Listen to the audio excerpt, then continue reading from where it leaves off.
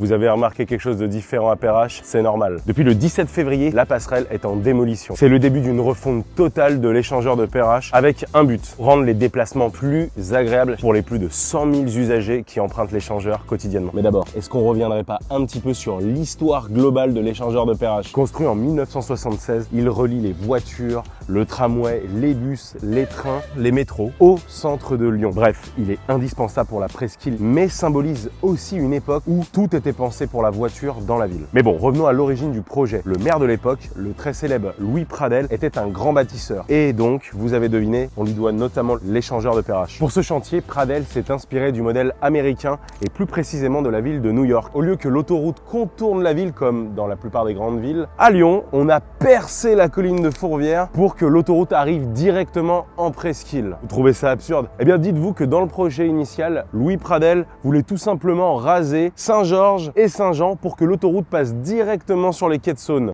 Heureusement, le vieux Lyon a été sauvé. Bon, le moins qu'on puisse dire, c'est que dès le début, le projet a fait grincer des dents. Blocos, verrues, faut avouer que ce n'est pas l'édifice le plus apprécié des Lyonnais. Mais bon, après des années d'études et de réflexion, c'est officiel, Perrache va se refaire une beauté. Un vaste chantier va permettre ces changements pour une ouverture en 2029, un projet porté par la métropole de Lyon et ses partenaires. On vous résume ça. 1. Un accès ultra fluide, une esplanade piétonne qui mènera directement de la place Carnot à la gare SNCF. Petit bonus, une fenêtre XXL de 12 mètres viendra ouvrir l'espace à la lumière pour toute la traversée. 2. Un vrai lieu de vie avec des restaurants, des commerces, un hôtel, un espace de coworking, bref, un endroit dans lequel on a envie de s'arrêter. 3. Pour nos cyclistes, évidemment, un parking sécurisé de près de 300 places, en plus des 500 places pour les voitures. Fini la galère pour garer sa bicyclette. On a hâte de voir tout ça. Depuis le temps que les Lyonnais ont envie de voir une refonte de Perrache, ce sera enfin chose faite en 2029.